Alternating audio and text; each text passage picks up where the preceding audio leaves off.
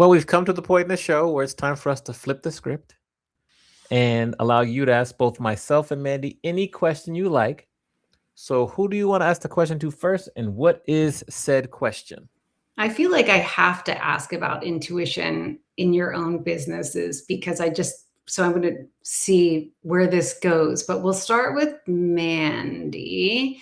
Okay. And the question is, can you think of a time where you used your intuition or followed some breadcrumbs, basically went against what might be the typical decision you'd make and made a business or a career change that involved your intuition or those breadcrumbs? I mean, my whole being is about following intuition and only because there have been so many times where I haven't. Hmm. And I look back and I'm like, oh, I knew it. And it's just a practice for me. But there's one specific time. I'm writing a book about this in the future. So that's why I was asking you about business and intuition, because I'm very interested in this. But there's one specific time very early on in my career where I had a vendor in my office and he was selling me something. And it was this thing where I just saw his face. He smiled and that like there was a gleam on his like teeth, like in the cartoons where you're like, this is a bad guy. Like there was just like a trickster. Like I saw the shiny thing on his tooth. I saw the wink, wink. I almost heard the do, do, do, do, do, like in the, like in a cartoon. And I didn't work with them. And I should have worked with him. Like he worked for a big magazine. He could have put our business on the map. And when he left the office, I was like, I am not doing anything with that guy.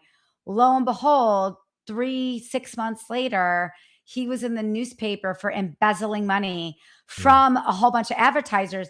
And I was very young. And I remember at that time, I took some heat for not working with, like, we're so lucky that this guy wants to work with us, like whatever it takes. And I was like, no, we're not working. I just felt it.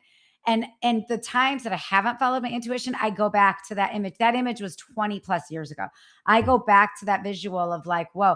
And then another time, this is a personal thing, but I had a doctor's appointment at a consult. I was just talking to a girlfriend about this the other day. And the doctor came into the office. I immediately felt like I was suffocating. He didn't say a word. Like the office got thick. I felt like I was suffocating and my ears started ringing and my palms started getting sweaty. And I was like, I can't let this guy operate on me. Like I just knew it. And I didn't have any other reason except for that thickness that I felt. And then he left and I don't know what happened to him. And I got somebody else to do the procedure. But like, I listen because I've learned. When I didn't listen, I think that's the lesson for me.